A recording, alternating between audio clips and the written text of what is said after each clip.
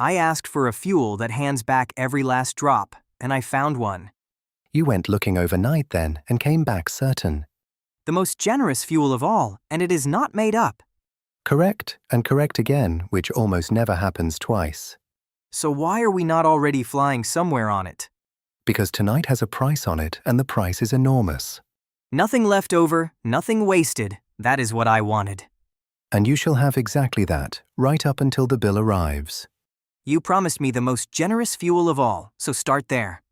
Then begin with something odd about every single scrap of you. Something odd about me personally at this hour? About everything, and it is the fuel we almost cannot make. Go on then, what is odd about ordinary stuff? Every tiny scrap of it has an opposite twin, the same weight, the other way round. A twin of me, wandering about somewhere, being opposite. Not a twin of you, a twin of each smallest bit that you are built from. And somebody guessed that, or somebody found it? Guessed first, on paper, years before anybody laid eyes on the real thing. Somebody worked out a whole hidden half of everything with a pencil? The sums insisted on it, and the sky obliged a few years later. So it is properly real, not a maybe like last night? We make it every week, we look at it closely, and this part goes in ink. Where in some enormous shed nobody is allowed into? In the biggest machines we own, and also, quietly, in a hospital. A hospital, as in the ordinary sort with corridors? One machine there uses a trickle of the mirror kind to look inside a person. So the wildest stuff in the universe is helping somebody down the road. Which is a lovely habit the wildest things have, if you watch for it. Right, and what happens when a twin meets an ordinary scrap? Then you get the whole reason we are awake at this hour. Do they bounce or stick or ignore each other politely? Neither one survives the meeting, and neither one leaves anything behind.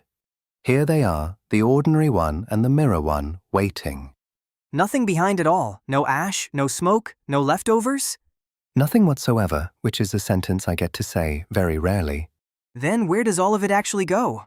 Straight back out to you, as pure push, the whole of what the pair weighed. The whole weight, not a slice of it, the whole thing? The pair go, and in their place there is only a small bright point. That is exactly the thing I asked you for last night. Word for word, and the sky agreed to build it before either of us asked. Be honest with me though, is any of it lost on the way out? A sliver slips away in a form nothing at all can catch, and the rest is yours. You could have skipped that bit and I would never have known. I would have known, and that is the only audience I cannot fool. Fine, so how does it compare with the flame we started with? A flame hands back a whisper of what it weighed and hoards the rest forever. And last night, the pinches we squeezed hundreds of times a second? Those hand back a scrap, and this hands back the lot, which is the ceiling. Ceiling meaning nobody ever finds a better one, not ever? Not ever, because giving back everything leaves nothing to improve upon. I have never heard you say the word never before. I hoard it for the few places where the rules truly run out. So a pinch of this would shove a whole ship properly along? A pinch would carry a heavy machine across the whole family of worlds. Then this is it. We can stop. We have found the answer. You have found the answer, and I now have to hand you the bill. I knew there was a bill. You have been holding it all night. The whole of tonight fits inside 2 small words, and here is the first. 2 words, and you are enjoying this far too much. The first word is make, and it is where the ink stops and the pencil starts. Make? As in we have to build the stuff ourselves? There is no mine for it and no barrel of it, so yes, every scrap by hand. Surely the biggest machines we own make heaps of it by now. Gather every speck our whole species has ever made, all of it, together. All right, everything ever, in one enormous pile. It would not boil you 1 cup of tea. 1 cup? 1 single ordinary cup of tea? Not 1, and I checked that twice before saying it aloud to a child. But you said a pinch would move a ship across the worlds. It would, and we have never come remotely close to owning a pinch. That is the cruelest sentence anybody has ever said to me.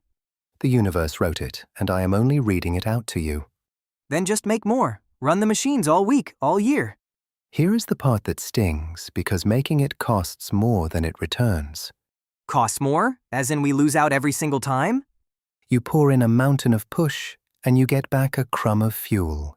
So it is a wonderful fuel that we can only lose money on. It is a purse, not a well, and nobody has ever found a well of it. A purse you have to fill by hand, one speck at a time. Which is why it is the most costly stuff anybody has ever made. More costly than gold, than jewels, than anything in a museum? Those are merely rare, and this one has to be built from scratch. Right, that was word 1, and I am frightened of word 2. Word 2 is hold, and it is somehow the harder of the pair. Harder than making it out of nothing by hand? Think about what happens the instant it touches the side of a jar. Oh no, the jar is ordinary stuff, so they both go. Every jar, every bottle, every box, every wall we have ever built.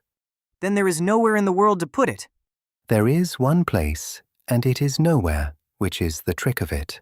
You cannot keep something in nowhere. That is not a place. We empty a small room until it holds less than the space between stars. Emptier than actual outer space, on purpose, in a building. The emptiest emptiness anybody on this world has ever managed. And the speck just floats there in the middle, touching nothing? Held in the middle by invisible fields, gripping it without any touching. That is the most careful thing I have ever heard of. And even so, only a few at a time, and only for a while.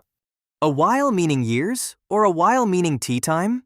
Closer to tea time, though the numbers do creep quietly upward each year. Give me the proudest thing anybody managed with it lately.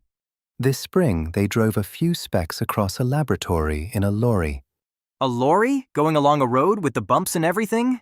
A short drive, the specks arrived, and the whole world called it a triumph. Which tells me exactly how hard the holding really is. The best hands on this world moved a whisper of it down one street. So has anybody at least drawn the ship that would drink it? Beautifully, many times over, and the drawings are genuinely thrilling. Thrilling how? Tell me the number that made you say that. On paper, the star next door inside a single human lifetime. One lifetime, so somebody could leave and somebody could arrive.